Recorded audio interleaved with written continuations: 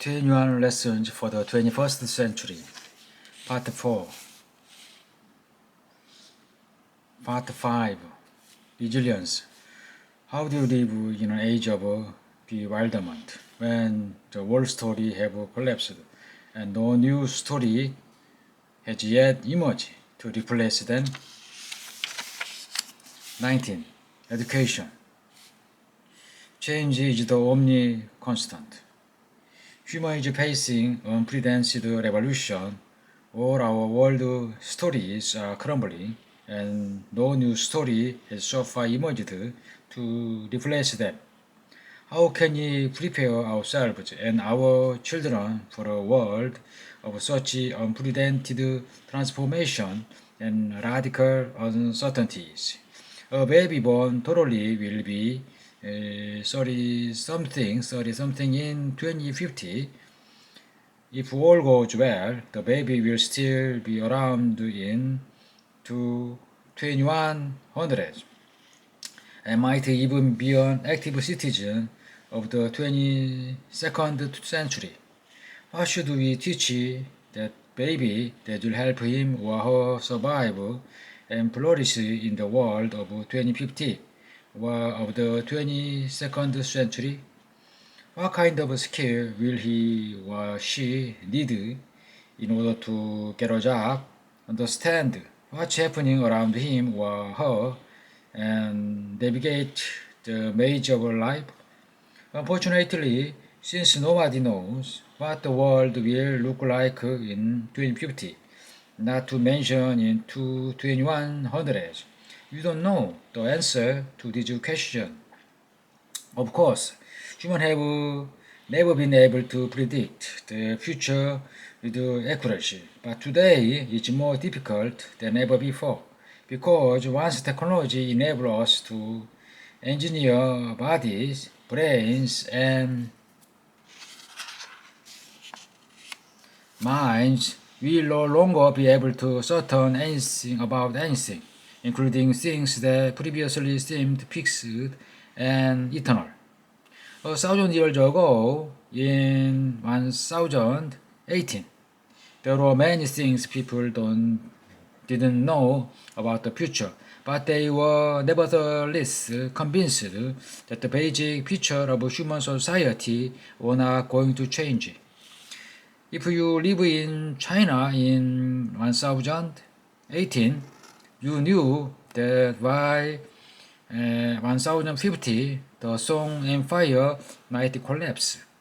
The Khitan might invade from the north, and plague might kill millions.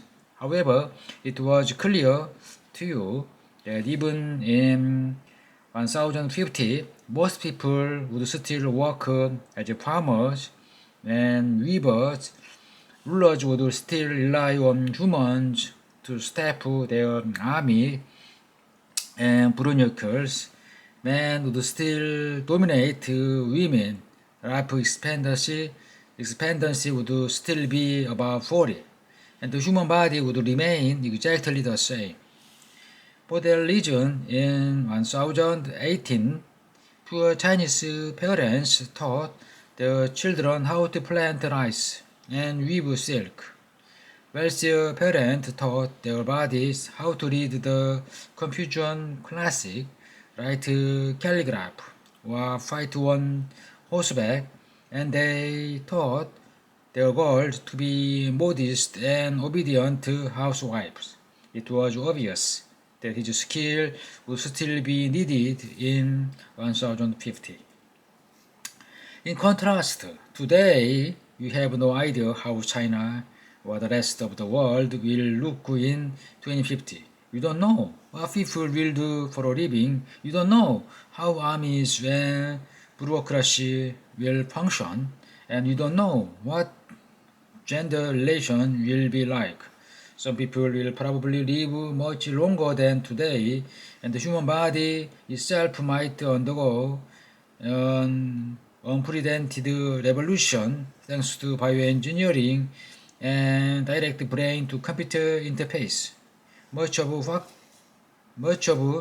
what kids learn today will likely to irrelevant by 2050. At present, too many schools focus on cramming information into kids' brain. In the past, this made sense because information was scarce, and even the slow trick of existing information was repeatedly blocked by censorship.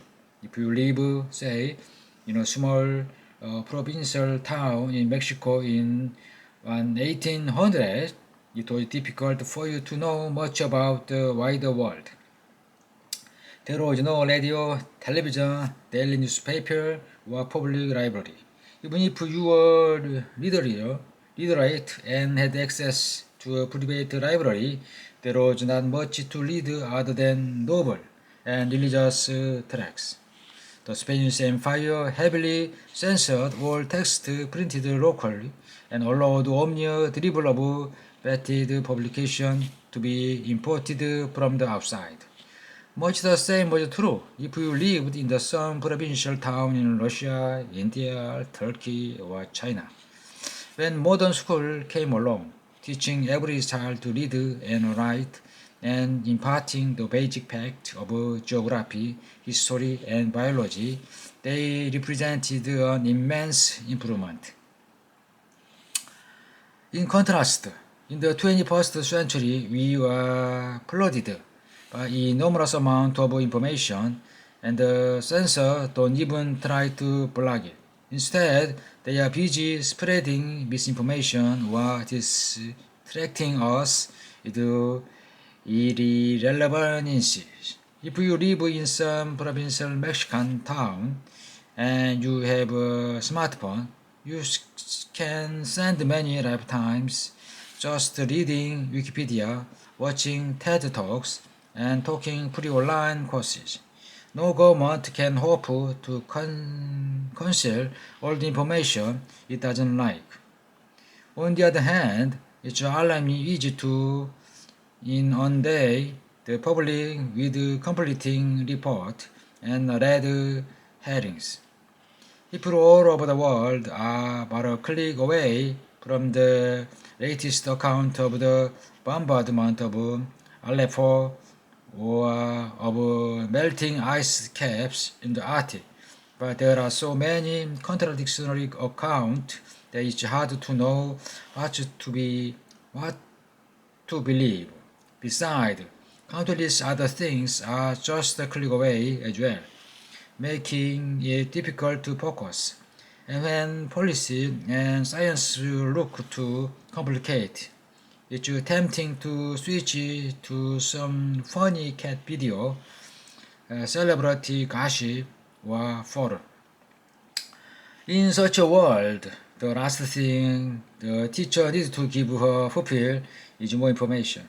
They already have far too much of it. Instead, people need the ability to make sense of information, to tell the difference between what's important and what's unimportant, and above all the combined benefit of information and the broad picture of the world.